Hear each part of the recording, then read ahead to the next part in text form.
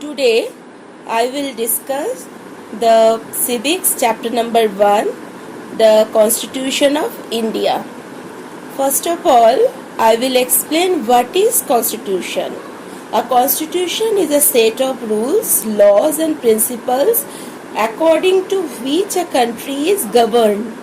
The rules and laws are specially created to suit the needs of the people of that country.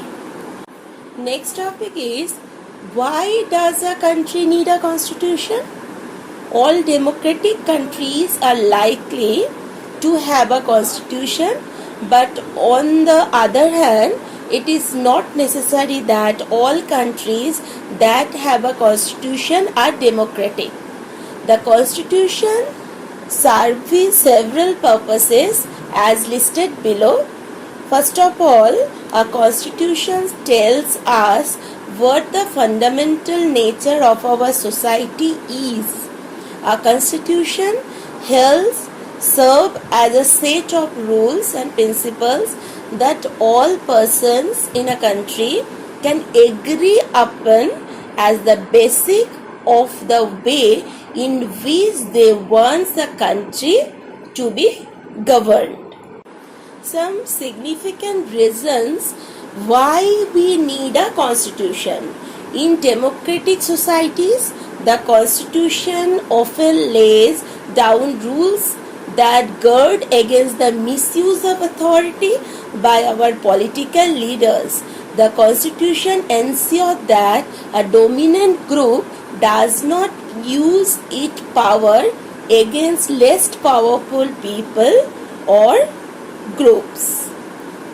The Indian Constitution have some important features. These features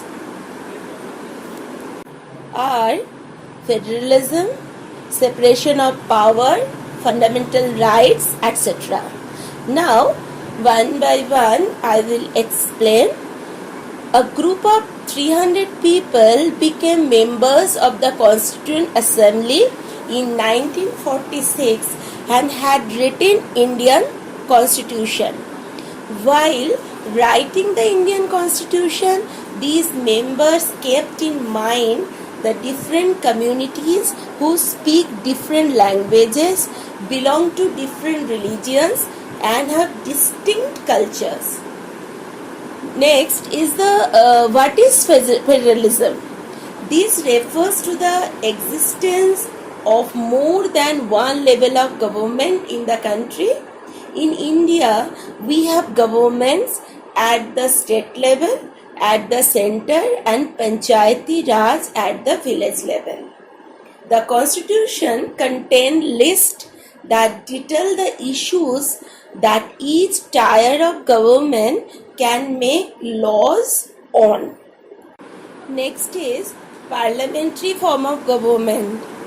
The people of India have a direct role in electing the representatives. Also, every citizen of the country, irrespective of his or her social background, can contest in elections. Next is separation of powers.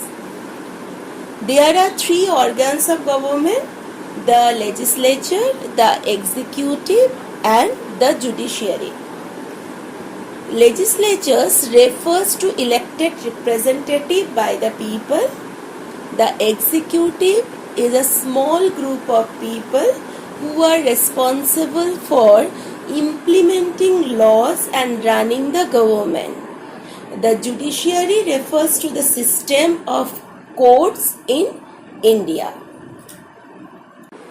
Each organ mentioned above act as a check on their other organs of government.